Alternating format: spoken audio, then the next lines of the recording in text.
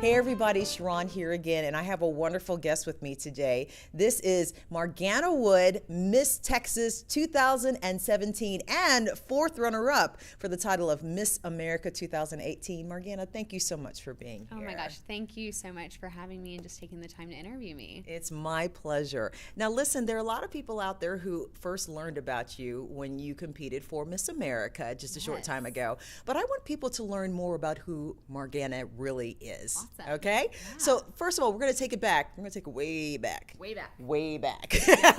All right. Tell people who you are, where you're from, and just a little bit more about your background as a child and growing up. Oh my gosh, well, it depends on how far back you want me to go, but we're going way back. So my name is Margana Wood. I'm Miss Texas. But before all of this happened, just a normal girl growing up. I moved to Houston when I was going into the 4th grade. I previously lived in Tulsa, Oklahoma, and was doing full immersion at Mark Twain Elementary School. I actually just got to visit them yesterday, which was fantastic. But I was doing the dual language program there, where I took half of my classes in Spanish and half of them in English. And in fact, when I was in Tulsa, I actually learned how to read and write in Spanish before I did in English. Really? So loved the dual language program. I think that it really just kind of molded my whole educational experience. But then after that, I went to Pin Oak and unfortunately experienced quite a bit of bullying while I was at Pin Oak. It was a really dark time in my life, and it was the reason why I got into the Miss America program, because the Miss America program offers contestants the opportunity to have a platform and a voice for things that they are so passionate about. So that was why I got into the Miss America program, and then went to Lamar and graduated from Lamar in 2013, and just graduated from the University of Texas at Austin this past May. Congratulations. Thank you. And coming from me, being that I actually went to Texas A&M University, and this is, a Longhorn over here, but we're fellow Texans. We are fellow Texans and fellow Miss America sisters. Yes, so we that are. brings us together to some extent. Okay, you just outed me. Yes, I did compete in pageants too. Yes, I've been on the same stage she was. Yes, but you have. Yeah, it's a sisterhood. It always has been, always will be, and we are always proud of all of our sisters. Thank you. Mm-hmm. Yes, well, I'm very excited to be sitting here with such a notable woman, a former Miss New Mexico and Miss Houston as well. Yeah. Okay, Yeah. You just, okay. I know, I need her her completely. That's okay, but I need to take her with me everywhere. You be my PR agent. Yeah, I'll be your PR agent, and you be my PR agent. We got it. Yeah. We're set. Yes, okay. it'll be a dual thing. I love it. Yes. I love it. All right, I want to back up just a little bit on some of the things that you had mentioned. First of all, when it comes to the immersion program you're in, I think that's really interesting to talk about, especially because it enables you to communicate with people on so many different levels because you're speaking more than one language. Yes. So what many people don't know about the full immersion program, because when we take classes in Spanish or in any other language, you're typically learning from a textbook, or you're just learning from a teacher in a classic classroom standard. But with the full immersion and dual language programs that I experienced at Eisenhower Elementary in Tulsa, Oklahoma, and then at Mark Twain Elementary here in Houston, was that they just teach you like a nanny would. They just start speaking to you in Spanish, and ultimately you just start picking it up. And that is the best way to learn any language, I wholeheartedly believe, is when you go to another country and you're just immersed in the language and the culture. You pick it up so much faster, and anyone who's studied abroad would say that. So the full immersion program was such a wonderful experience for me. Got to learn another language, and it, like I said earlier, it defined how I learned. For me, school's always been very difficult for me. I haven't picked it up as easy. Don't consider myself the most book smart person. I'm very street smart. I have a lot of common sense, but school, it was tough for me, and so I had to work really hard to pass my classes and to really succeed in school. But I think it's because, unfortunately, I think that the classroom setting that we see nowadays, it's so I guess the emphasis is about cramming for a test. We have STAR testing, we have tax testing, AP testing, whether it's SAT, ACT, we have so many different tests that we take, and we're so concerned about making the A, passing the class, that unfortunately we're not retaining the material. And so with programs like full immersion and dual language, they're redefining how we see classrooms in America, and I just love that. And I think that not just the dual language program at Mark Twain, but every single classroom is like that at Mark Twain. So I'm very proud to be a Mark Twain tiger. I can tell. What is it like when you walk into a room, though, when predominantly everyone in the room may be speaking Spanish and they see you walking in the door and all of a sudden you just say, oh, hola, ¿cómo estás? Me llamo Margana Wood. That's not me. That's her. Just Yeah. Well, normally when I'm introduced as Miss Texas, or even just, I'm there and there's a lot of people who are Spanish speakers, they wouldn't expect me, a white American woman, to speak Spanish. And so then all of a sudden, a woman with a crown and a sash, is starting to speak Spanish. And it, it blows their mind because, why would she? But, Miss Texas does speak Spanish this year. And it's just such an eye-opening experience, not only for them, but for me as well, to see that I'm able to touch someone's life that normally wouldn't be able to be impacted by the Miss Texas organization is such a rewarding feeling. And I think that it's wonderful that we're able to target different demographics of people just because of the fact that I speak another language. And that's such an easy thing that we can do now. Very much so. Yeah. Now, I know one thing that the Miss America program affords is the opportunity to have a platform, something that you will stand for and talk about when you're going to schools, going into businesses, or going anywhere, basically. Yes. And I understand a lot of yours has to do with the situation when you were bullying and all of that, along with some other things, too. Certainly. But tell me more about what does Margana Wood stand for when it comes to her platform? Yes. So my platform, it stems from my personal experience of having been bullied throughout middle school and high school. And basically what happened, I walked into lunch one day. I was running late. I had to make up a test, whatever it was. I was running late to class, or running late to lunch. And I walked up to the same table of girls that I always sat with. And I said, hey, guys, can you make room for me? And it was literally like a scene from a movie, like the Mean Girls movie, where they all, spread out. And the queen bee looked at me and said, sorry, there's no room for you here. And, as a middle schooler, your entire life is surrounded by your friends. That's your entire world. You go to class with them. You do extracurriculars with them. Everything is surrounded by your friends. And to think that I no longer had friends literally in an instant, that was so devastating and life-changing for me. I'll never forget how anxious I felt, how hopeless I felt in determining, what did I do to deserve this? And what can I do to stop it? That's something I'll never forget. And, I'm 22 years old now, and looking back to 6th grade, that's a vivid memory that I'll never, ever forget. I remember it like it was yesterday. So it certainly had a huge impact on my life. And that moment, that lunch scene, like it was a movie, I'll remember it because it was the kickstart of an experience that lasted for 7 years. 7 years. 7 years. And, it wasn't the same experience, but for a solid 3 years, that's absolutely what it was. It was exclusion, eye rolling, finger pointing, laughing, hateful comments, even, a little bit of physical torment as well. But it was mainly just, mean girl bullying that we see every single day. And so for me, when I was introduced to the Miss America organization, I found it as the perfect opportunity to, not dwell on everything that had happened to me, but to ensure that no one else ever felt the way that I did in that moment. Let me ask you something. I mean, some people will say, well, you're a kid that happens in middle school. Mm-hmm. People say bad things. People roll their eyes and all of that. You should just grow up and get over it. But for someone who is in the midst of being bullied, can you explain to people just, briefly, just why even the littlest of things, maybe because they're constant, I don't know, but from your viewpoint, why the littlest of things can have such a huge impact in the self-esteem of a child? Yes. I mean, unfortunately, our society has normalized bullying, and it is seen as a normal part of growing up. But like you said, the consistency of it being a constant torment every single day, and it seems like it's an all-day thing. Like I said earlier, your entire life is your friend group when you're in middle school. And so when that's taken away from you, you lose your sense of purpose. And so finding an outlet, finding your passion, that's really difficult when you're dealing with such a difficult time in your life. And so unfortunately, since we've normalized bullying, that is seen as a normal part of growing up. But that's what I hope to bring to light as Miss Texas.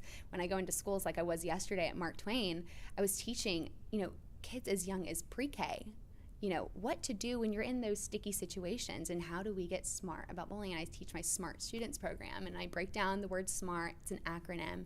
And the first letter that we talk about is speak up. The reason it is seen as a normal part of growing up is because so many kids every single day, thousands of kids across America are experiencing very similar experiences every single day, but they fail to speak up.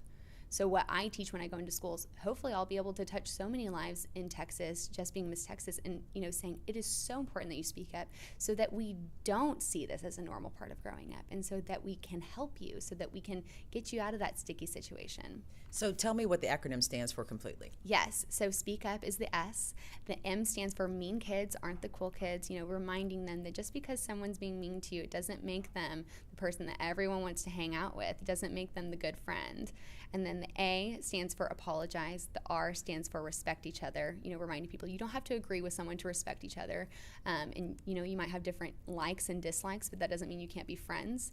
And then T, together we stand, reminding them that this is a team effort, that we can't combat bullying as individuals, that we have to band together and make a conscious effort to all be friendly and kind to each other and to be accepting of each other's differences. And I saw on your Facebook page, and I believe on your Instagram, but mainly your Facebook page, you actually had kids holding those letters and going through it, and the kids in the audience were reciting those letters and what they stood for, and they got it like that. These are little kids. Little kids, and I was honestly so surprised. They were so into the presentation, but I think what really drew them in was the entertainment portion of my presentation, where I actually do a simulation of onstage question at the Miss Texas pageant. So little kids, they know what a crown is, they know what a sash is, but when I tell them about how I got my crown, how I got my shiny hat, like I like to call it, they don't understand how onstage question works. So what I do, to help with that and to teach my Smart Students acronym is to do on-stage question with the kids. And so I bring up the teachers, especially when they're really, really young. I bring up the teachers and they answer the questions. And for example, let's say they draw a question that says, is it ever cool to be mean? Is there ever a time where it's cool to be mean? Obviously, there's never a cool time to be mean. And so the teacher talks about, no, it's not cool to be mean. And I go and talk about, yes, that's right. Mean kids aren't the cool kids. And we have the M. And so as they're randomly selected, the letters are laid out, but they're all jumbled up. So, we might have it saying something that doesn't even make sense. And then all of a sudden, I just rearrange the letters, and all of a sudden it says smart. So as we're doing the onstage questions, I'm teaching them what each letter stands for, and we go through every single time. So by the end of it, they've got it down, and they don't even need me to say it with them. I say, okay, what's the S stand for? They say, speak up, and like little kids, like 4 years old, they've got it. It's just having an acronym and just having something visual. I know that from personal experience, having something visual really helps having that information retained. Very much so. And I love the concept of putting it in an on-stage question format. And speaking of which, I know a lot of the notoriety you receive right now as you competed in Miss America was because of that particular on-stage question you had. But I want to talk about that, but I want to talk about a little bit more when it comes to just going to Atlantic City. Granted, Miss America started off in Atlantic City, as we know. It moved to Las Vegas for a few years and came back to Atlantic City where you competed. Tell us a little bit about what is it like going to Atlantic City, because you're there for a long period of time before everybody even gets the chance to see you on television. Well, something that you and I both can understand as, former contestants of the Miss America competition is that you only get to compete once. It's not something that you can do multiple times. And so honestly, I had no idea what to expect when I flew to Atlantic City because I'd never done it before.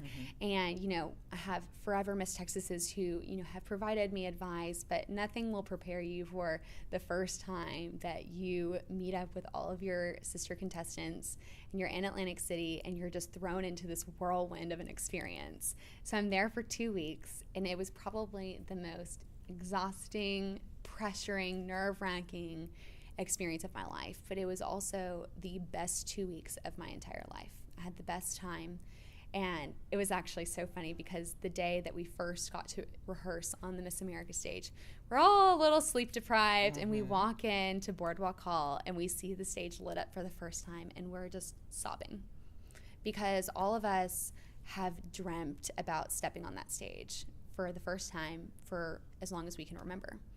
I mean, that's something that you only do once in your life, stepping on the Miss America stage.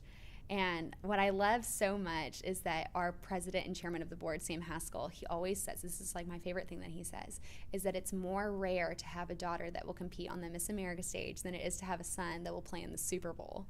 So I just love that he says that, because it is a once in a lifetime opportunity, and nothing can prepare you for how you're going to feel in a certain moment, how you're going to feel when you step on to compete on the stage for the first time in front of the preliminary judges, the final celebrity judges. It was just, it was just all about living in the moment for me. I had the best time, and oh my gosh, I miss it so much. But on top of all that pressure, you are constantly doing things. You're practicing for the live show, Yes. The numbers that you're going to be performing. You're practicing through the walks that you're going to be doing for each phase of competition. You are, of course, practicing your talents, which you would perform during preliminary competition, which is 3 nights of preliminary competition. And then, of course, behind the scenes, you have an interview you're doing with a bunch of strange people you've never met in your life, because you're interviewing for the biggest job in the world for Miss America. And then you have to go through all that pressure doing the preliminary competitions, and then comes final night, and you have no idea what's going to happen, because it's a new set of judges all over again, right? I mean, the thing is that even though, and it's really interesting, and I don't think I fully understand it myself just yet, because I come from Miss Texas, which is super intense, like one of the hardest interviews I've ever had in my life. And then I go to Miss America, and I think it's going to be the hardest interview, even harder than Miss America or Miss Texas.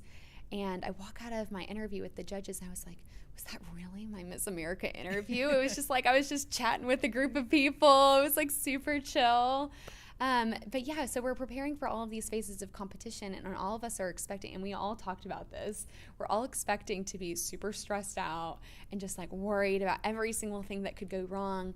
But for some reason, they've made it so just, I guess, lighthearted, very chill, even though it's something as prestigious as Miss America. So we're all still trying to figure out how that even happens. But, we're just taking it day by day. We're talking about, Miss America, there's something new to do every single day, whether it's interviews, preparing for the next phase of competition.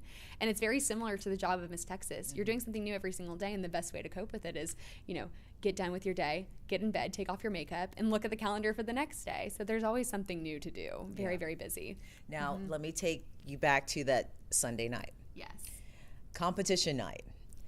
After all those weeks and all the exhaustion and everything you've been through, then the big bright lights of the TV cameras are on, and then your name is starting to be called out as a finalist, moving on through the phases of competition, going through swimsuit, and then going through talent, and then going through on-stage question, the first one, the funny one, and then the intense one that everybody has talked about. Can you explain to people, take us back to that moment, and you can either go into depth of how you responded, doesn't matter, but what matters is explaining to people what's like to be in front of millions of people, getting a question, and having to be able to articulate in a way that you feel comfortable with and feeling strong about your position. Yeah, I mean, I've talked so much about this, and actually it's so funny that that's part of the reason why I decided to do On-Stage Question as part of my school program. To honestly, the kids won't really get it, but the adults in the room, the teachers, the principal, the counselor, whoever it may be, to honestly kind of prove in a sense that it's not as easy as you think it is. What many people don't know about the onstage question is that it's completely random. We don't know what the questions are beforehand. And at that point in time, you just want to answer the question. It's not about having a hidden agenda or trying to sway the judges in a certain manner. And especially this year, we actually had a meeting with the production staff, Dick Clark Productions, and our chairman of the board, Sam Haskell, who basically sat us down and said, the Miss America organization provides you with a voice. So why is it that in years past, women haven't utilized this opportunity to have a voice? They're so tired of contestants of the Miss America competition, kind of dancing around the question and, being diplomatic and, neutral in a sense. But the whole point of the organization is to provide the Miss America contestants with a voice, with a platform. So they said, our theme for our onstage questions this year is taking a stand. So whenever we received our questions, they wanted us to provide our opinion, and that's certainly what I did. Was I critiquing our President of the United States? No, I wasn't critiquing him, but I think that he should have made a statement sooner. So, for the viewers, basically my question was pertaining to Charlottesville and whether or not that event had fine people on both sides. And I basically said that I think that it was a terrorist attack because when you're dealing with such hatred between two groups, and, there were two groups, absolutely. There were two sides of the story. But when you're dealing with such hatred and violence, that absolutely is a terrorist attack. And I think that should have been addressed sooner. So, they wanted us to state our opinion, and that's exactly what I did. And I've received a lot of backlash from it, but I've also received an immense amount of support. Thank you for taking a stand. Thank you for using your voice to stand up for what is right. And, people may not agree with it, but that is what I thought was what I should have done in that moment. It wasn't any hidden agenda. It wasn't trying to sway the judges. Those judges could have had completely different views than me, and maybe they did. But, I just said what came to mind in 20 seconds, and that was certainly my opinion. And that was, as you said, your opinion, because in this country, you're allowed to at least voice how you feel on your opinion. Yeah, and that's something that I teach in my school program, respect each other. That's part of my Smart Students program. You don't have to agree with someone to respect someone. We all have differences, and we all have a right to our own opinion. Each person's opinion is valuable. And so, that's something that I continue to remind myself in the midst of all of this craziness that's happened after Miss America. And you are 4th runner-up at the Miss America pageant. I mean, there are thousands, I should say millions of women out there and young girls who could only dream of being on that stage, being able to compete, being able to showcase their talents, being able to give their opinion, and still place in the top 5 at this pageant. I know. And the thing is, everyone calls Texas always a front runner in the Miss America pageant. But believe it or not, we actually haven't had a Miss America be a representative from Texas since 1975. So it has been quite some time. So I was working my little booty off trying to get up there. And I mean, it's been a really, really long time since we've been up in the top 5, since Shyla Phillips, actually. So about 10, 11 years ago. Yeah. And when I was standing there in the top 7, after I had answered my fun question, I was standing there waiting for my name to be called. I was the last one called, by the way. I know. Oh my gosh. That was the most nerve-wracking moment of my entire life. I was standing there. I was like, okay, you've been cut. It's happening. And then they finally said, Miss Texas. And I was like, thank you, Chris Harrison. I really appreciate it. You're just like, well, thank you. You're inside, though. I can imagine. You're like, oh my gosh. And when you watch the video, you can see it on my face. I was just like, so much pressure, just like pent up inside. And all of a sudden, when they called Texas, I'm just like, It's like, I made it. I did it. And people were very proud. And I was honored to be one of those people in the audience who was cheering a number of ladies, because I'm honored to be able to know a number of you for a long time, along with several other state competitors. But it was more than cool. Okay, I'm just saying, it was nice. And I was so honored to have made it that high, because I mean, when it's something as prestigious as Miss America and something as intense as Miss America, every state is bringing forth their top representative. They are all equally qualified for the job. And so you just never know. And that's exactly what happened this year. And we talk about Cara Munder, new Miss America. She's from North Dakota. And what I love so much about Cara, and she and I are actually very close because we stayed in the same hotel, same floor, so we became very close during our Miss America experience. I just love her story so much because she's always been an underdog. And she was an underdog at Miss America, but even growing up in high school, she had her teachers saying, Cara, it's very unlikely that you'll go to an Ivy League college. And she said, well, watch me. And she graduated with honors from Brown University. And then, coming to terms with, well, there's never been a North Dakota win Miss America. And she said, well, I'm going to try my darnest to win. And she did. I just love her story. She's always been an underdog. And, I love that. And, to stand beside her on that stage and, have someone who was one of my closest friends during the week take away the crown. That was such a special moment for me. Yeah. That was nice. And so now we have a sisterly moment that's going to take place right now, because I'm going to move this right here. Thank you. This is what we do. We have to make sure everybody's looking all nice and pretty, because she's already pretty, but I'm going to do that anyway. Thank you. Okay. All right. Now, once your Miss America experience is over, most people think, oh, you can just go home, take shoes off, forget those 4-inch heels, forget the crown, the sash. You're done. Rest for like a month because you really want a month's worth of sleep. But your job is not over. No. Tell us more about what happens now. It is definitely not. I flew home on Sunday afternoon and I unpacked and I had, probably 8 hours to rest. And then the next day I had appearances booked. So, the whole job of Miss Texas is, you are Miss Texas. You're not Margana Wood. Margana Wood loves to sleep, but Miss Texas hates sleep. She likes to go out on appearances, and she always has a beautiful smile. And because I'm Margana Wood, Miss Texas, so do I. I like only running on 8 hours of sleep this year.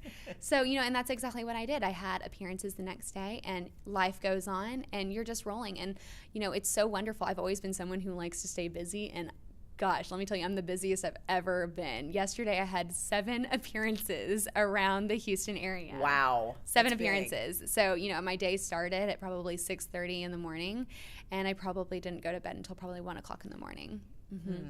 That's a long haul, but I mean, that's what you do because it is your job. You're representing the state. Yes, and it's a year of service. It's not about myself. It's not about, oh my gosh, I love my crown so much, put on my sash. It's not about me. It's about, getting out into the communities and really making an impact on other people, whether it's through my platform or something as simple as being back in Houston for the first time since Hurricane Harvey hit. Yeah. And being able to distribute supplies and food to some of the most devastated areas around Houston. Speaking of which, you had brought that up, I know, while you were in Atlantic City about being that you're from Houston, and the hurricane actually was a tropical storm when it hit eventually Houston and sat here for days on end.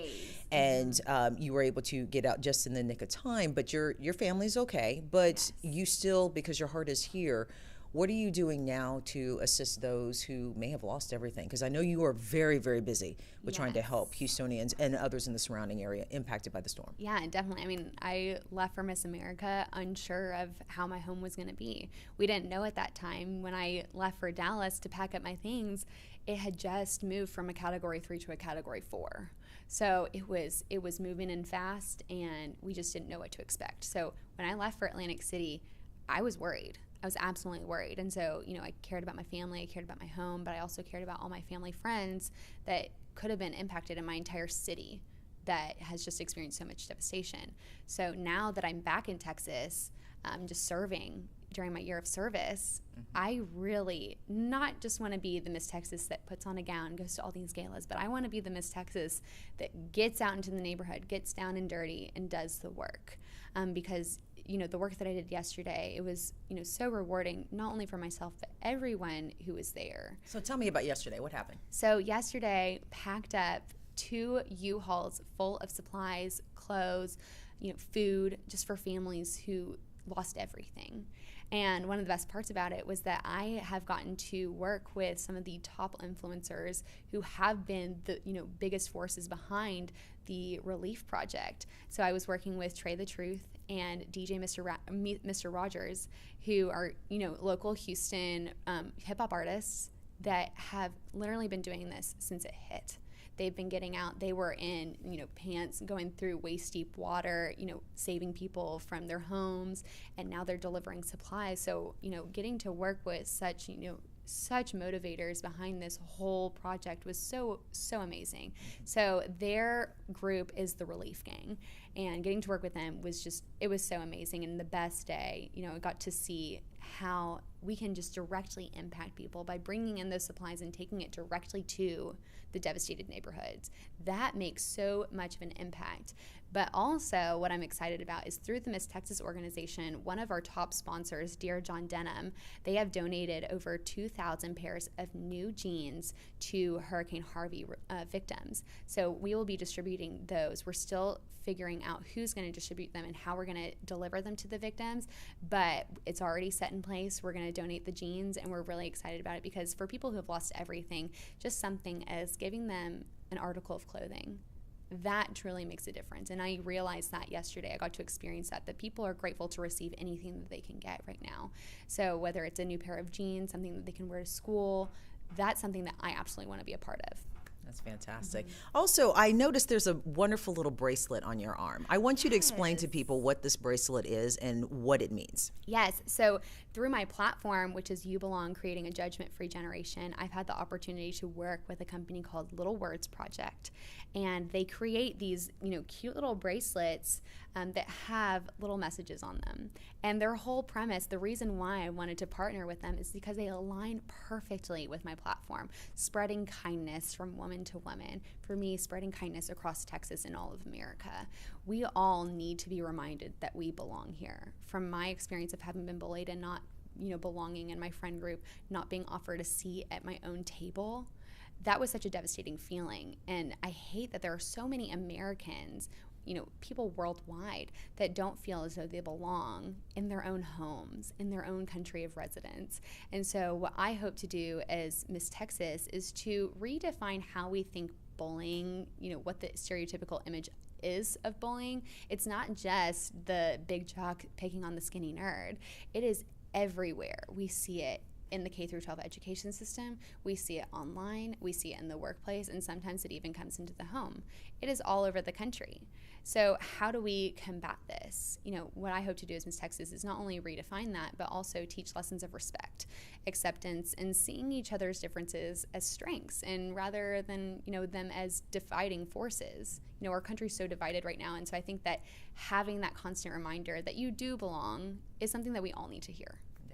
Most definitely. Now, how would people get one of these bracelets? So you can go on to my Facebook page, Miss Texas, Margana Wood, and the link is on there. It's also in the bio of my Instagram, Miss America TX. The link is directly on there because it's a private link, so you can't just go onto the website and purchase it from there, but you can follow it on my Instagram, and the link's in the bio there. And they range from about $22, but they all support this amazing cause, just spreading kindness across America. So I'm really excited to be working with them. Fantastic. I love that. Now, my program is all about giving back, and I think you do a little bit of that somehow, which we've all talked about. But there are all people out there. There are a lot of people out there who probably would love to be able to do just a little bit. If you could encourage people who may be listening or watching right now, what would you tell them that they could do to do just a little bit, to do their part to try to help make this a better place? Yeah, I think that it's all about finding something that is so much bigger than yourself. My whole job of Miss Texas has been just that. It is so much bigger than myself. It is not about me. Maybe it wasn't Miss America because, I was, interviewing for my dream job, but now that I'm Miss Texas and I'm serving the state, it's so much bigger than just being a contestant. It's so much bigger than competing for the job, competing for the crown. It's about giving back. So I think that it's all about pursuing your passions. For me, it was, promoting a platform that was completely relevant to me. I think that we can all make different impacts in our world just by pursuing our passions. When you're passionate about something, there's nothing that can stop you. Let me tell you, when you are that passionate about something, you will find a way. If there's a will, there's a way. So I think that, find what you're passionate about and go after it and allow other people to get passionate about that. So, just pursuing your passions. That's wonderful. And also people can book you for appearances throughout the state of Texas as well. If somebody wanted to do that, how would they get a hold of your booking agent? So they can go on the Miss Texas website. It is super easy. It is just misstexas.org, and all of the information about what I'll be doing this year will be there, how to get involved in the program if they want to become a contestant. That's on there as well. We're always looking for contestants to compete. And then also they can contact my business manager, my executive director, whoever it may be. And if it's for press, we have a PR manager as well. So there's plenty of people to get in contact with, and that is all on the Miss Texas website. Fantastic. Yes. I was about to wrap up, but you just brought up something that I have to reiterate, which is really, really important because it is something that impacted me, and I think it impacts all contestants who compete. It's the scholarship portion of this program. Yes, I'm so glad you brought that and I was like, oh, well, she's doing great. I'm like, no, we've got to talk about this. Yes. And the reason being is because what people don't realize is that the amount of scholarships, money-wise, that can go to a person's education are immense with this program. And I want you to tell people how much money that you have earned as not only as Miss Texas Outstanding Teen when you won and Miss Texas, and how that has impacted you when it comes to your education. Yes. So Miss America, it is not a beauty pageant, and you know that. I mean, all of the women who compete in it are absolutely beautiful, but it is not diamonds and furs that we earn at the end of the pageant. It is not, just winning the crown and sash. We actually earn college. That is what we earn. And so at the end of the day, we're all earning scholarship. And it's not just the winner that walks away with the crown. We do walk away with the crown, literally, but we all walk away as winners. Every single girl that competes at the state level will walk away with some form of scholarship, which is wonderful. And in my years of competing all throughout the teen program and now in the Miss Texas program and at Miss America, I have earned around $55,000 in scholarship funds that I'll be able to use to pursue an advanced education. I've already graduated from the University of Texas, but I'm now really excited to, earn my master's degree, perhaps study abroad, just really continue my education. And for people out there who are so, I guess, completely absorbed and try to raise money to pay for their college education, and so many people from your generation are graduating and are in tens of thousands of dollars in debt, to have an opportunity where you can graduate not having to take out a loan, paying for all of your college scholarship, and get a job without having that on your back. Yeah. That's huge. It is huge. And so many people don't think that they could be Miss Texas. No one thinks that they could be Miss America. And I have so many girls who say, oh, it'd be great, but I just don't think I could do it. And I was like, well, why couldn't you? We all have things that we're passionate about. We all have messages that we want to spread. And we all have hidden talents as well. Everyone's like, well, I don't have a talent. I was like, yes, you do. You have a talent. There are diverse talents all across Texas. And so there's so many people who don't think that they can get involved with the organization. But it just, it's about taking that baby step to actually do it. And I was actually at Bel Air High School yesterday at a school program. We were actually all talking about, goal setting and overcoming adversity and challenges. And, we took the opportunity to, recruit girls because, we want more girls to compete. And every single one of them, they were just like, yeah. Like when we were talking about not just being a goal setter, but being a goal getter, actually going out and accomplishing your dreams. And as cliche and cheesy as it sounds, that is what it is all about. It's about taking the initiative to take that baby step forward towards actually accomplishing it, and not just, oh yeah, I have a goal for myself. It's there, floating. Let's go get it. So yeah, and we talked about it, and actually several girls were very interested, and they've already reached out to me and said that they visited the website and are looking at the paperwork. Fantastic. So once again, the website is, if you want more information about competing for any of the local pageants or competing for Miss Texas, is? misstexas.org. Okay. All right. Yes. Miss Texas 2017, Margana Wood, thank you so much. I appreciate it. And keep up all the great work and helping to just improve the concept of why there shouldn't be bullies out there, how we can help support each other, and giving back to your community. Fantastic job. Thank you so much. I appreciate it. Oh, I get to give you a hug. Fantastic. Awesome. Great job. All right. Bye.